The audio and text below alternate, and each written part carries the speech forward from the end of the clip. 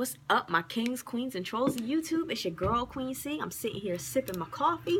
I just got done making a video for you guys. I was talking about someone calling, my husband and speaking negatively about me. And it just made me think of some other stuff that I want to talk to you guys about, because I've been seeing some straight up foolishness, and I'm convinced that this world is just warped as all be damned. So like I had said before, you see all this glorification of the side chick, the side dude. It's cute having these side babies on your marriage, and everybody is just bigging it up and talking about it, laughing about it. It's like the new era of petty, and like it's ridiculous. I swear to you, it's ridiculous, because at the same time that they're doing all this, they're overly opinionated and judgmental about people who are married and trying to guard their marriage and be transparent. They're talking down about them, and they're like basically saying that the things that they do in order to have a decent marriage are stupid. And I'm like, it's cool if you're single, you live a single life, and you want to, do whatever it is you want to do. But at the same time, when a person is married and they're doing things to guard their marriage, you should be respectful of that. And you should also be supportive of that. If you're a family member or a friend of somebody that's married, you should never encourage them to do anything against their marriage. You shouldn't even want them to. You should respect it. At one point in my life, I was a single mom after I got divorced. And while I was single, I was doing single things. I was living my life. I was going out, being cute and all kind of stuff. But my friends that were married, I supported it, and I always spoke life into their marriage, because I am a fan of marriage. I'm a fan of family. I'm a fan of that family unit, that strong, foundation that produces, love.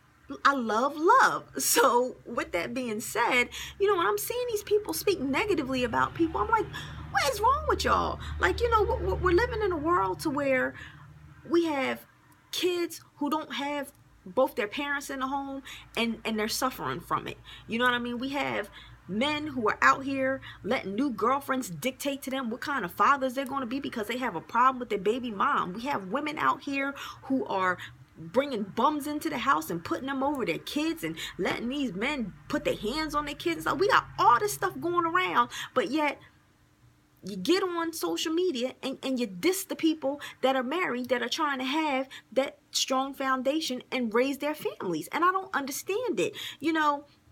A lot of the things that I see like that are especially like crazy to me are like when people have like their joint social media accounts, like on Facebook and on Instagram and stuff like that, and you'll see like Larry and Linda. I don't know why, what made me pull them names up out my head, but whatever, Larry and Linda. So when people see that, they automatically think Larry must have been cheating, and that's why Linda made them get a joint face account. He must be a cheating behind dog. Or they'd be like, what's wrong with her? Why won't she let that man have his own Facebook page? Linda must be real insecure. What's wrong with her? Let that man have his Facebook page. And what you guys don't fail to realize is nobody has to be insecure. Nobody has to have been cheated on. The thing is, it's called transparency. Social media has become a new outlet for infidelity and people to be disrespectful to other people's marriages. So when people choose to do that, they're not doing it because anything has had to happen. That may be how they choose to represent their marriage. They are coming to social media and they're saying, hey, social media, this is Larry and Linda and we are one. Okay? So why talk about them? Why be judgmental in reference to what they're doing to keep their marriage together and strong? It's like, but at the same time, a girl can make a post about going to another woman's house and screwing her husband and getting some money for it. Like, yeah, girl, go ahead. Did you get yourself a bag, girl? Like, really? Like, come on. Y'all will think that's cute. Y'all like it 1,000 times. But the moment y'all see somebody on social media with a joint Facebook account, y'all got something to say negative. Like, for real, for real. I mean, to you people out there that are engaged and married or, in a long-term relationship, you got to understand that some single people are miserable. Some single people are miserable, and because they haven't found the one that makes them smile, the one that puts them first, the one that makes them feel safe and protected and taken care of, they tend to be a little bit envious of that. And when they do things, or they try to get you to do things that's not going to be good for your marriage. Real friends, real families, real supporters of your marriage will encourage you and help you be that good husband and that good wife. They'll encourage you to do that. There will be times to where, because I had to, listen, like I said, I'm a work in progress, and I had to get myself together. There will be times where I will be on the phone with a friend, and my husband will walk in the door, and I would say something to him, and that friend would still be on the phone talking, blah, blah, blah, blah, blah, blah, blah, blah, blah. Like, my husband wasn't even important. Like, the fact that he walked in the door, you know, it didn't matter. And that was my fault. That was my fault, because I'm supposed to acknowledge my husband. Just like if it's the other way around, he's supposed to acknowledge me. So when I started thinking about that, I said, you know what? I'm giving people this idea that my husband is irrelevant. I'm giving people this idea that my husband is irrelevant. And as long as I give them this idea that my husband is irrelevant, they're going to take that idea and they're going to run with it. And they're going to treat him like he's irrelevant. So I had to shut that down. And the difference was, when I would be talking to my friends on the phone that were married and had husbands, they would hear my husband come in the house, and they'd be like, girl, your husband just came in the house. Y'all go ahead and talk, have dinner, do whatever y'all gonna do, and we'll talk later. That's because they have respect for marriage and they supported my marriage, whereas other people didn't. And they don't like the idea of you putting your spouse on that pedestal, because they don't have one to put on that pedestal. Now, I'm not saying everybody is like that, but there are a lot of people who are like that. And it goes to show when you look on social media and you see them, you know, dragging people who choose to have joint Facebook accounts.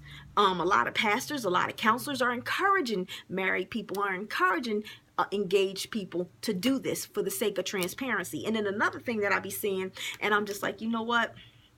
People don't realize that you can speak things into existence. You know, people will be like, I'm getting ready to get married. And then, you know, you might have somebody like, well, girl, what if he acts up? What if he does something, you know, stupid? Oh, no, girl, don't get it twisted. I got an account and I got money to the side and this, that, and the third. So while you getting ready to get married, you already planning for your divorce. You already plan. So you're already speaking death on your union. You're already speaking death on your marriage, because you're planning on an exit before you even get to the daggone altar to say I do.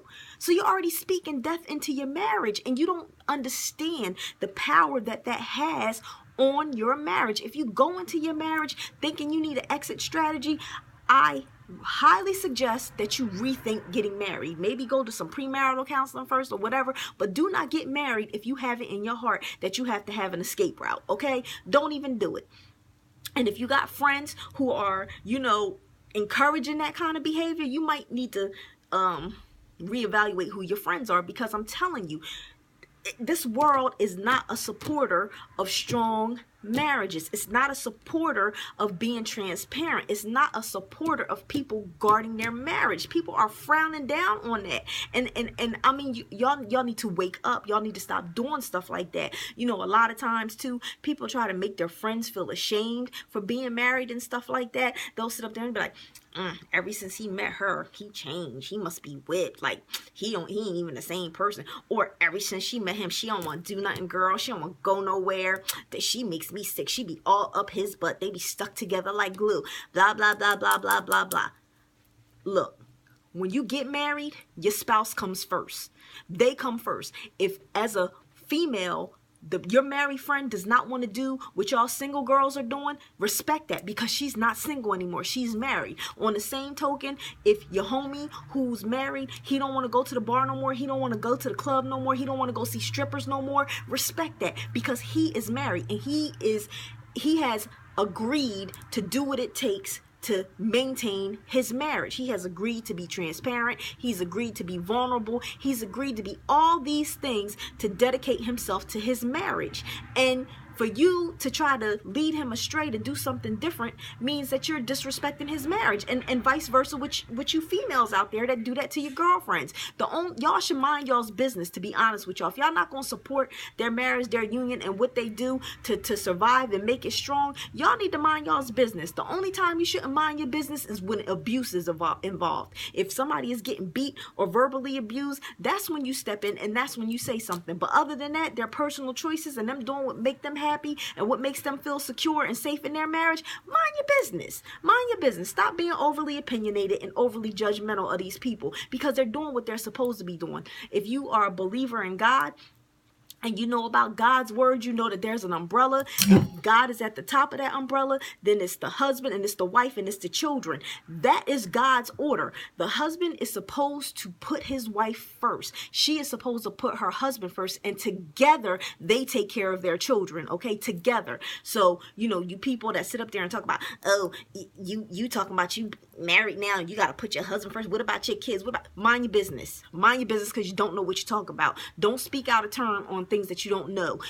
If you don't know what God's umbrella is for the married family, then go find out, or just mind your business. Because again, you should not be speaking negatively into somebody else's marriage. If that's not the way you want to do things, do what works for you. But when you got people who are trying to line up with the word of God and have their marriage do the same thing, mind your business. Mind your business and stop being overly opinionated, because right now we are living in wicked times, and we need our mothers, we need our fathers, we need everybody to be strong. We need stronger family units. And these people who are trying to do the right thing and trying to build those kind of units do not need to be teared down by you people who don't understand what it is. So either go gain knowledge about what it takes to be married, or mind your business.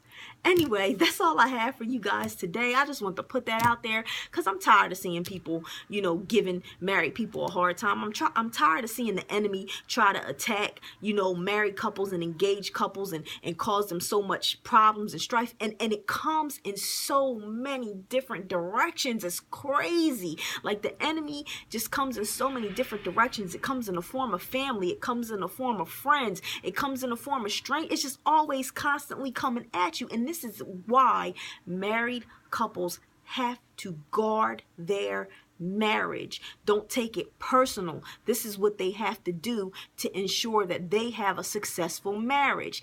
Again, don't take it personal. Find some single friends if you're not married and you're not on that level. Go find somebody that you can go to the bars, go to the clubs, go dancing, go on vacation with, and hang out. Find somebody. It's nothing wrong with a married couple not wanting to leave each other to go on vacation with their friends, not wanting to leave each other to go hang out at night at the club. It's nothing wrong with that. Stop trying to make them feel like it is. They're doing exactly what they're supposed to do. If anybody is wrong, you're wrong, and you need to check yourself. All right, that's all I have. I want to say peace, but also don't forget to subscribe to me. Like me on Facebook at the Queen C-Hive. Like me on Twitter and Instagram at Queen Chrishonda. Now, I don't tweet that much. I'm going to be honest, but I have an account if you want to follow me on there. All right, guys. Thanks for watching. Peace.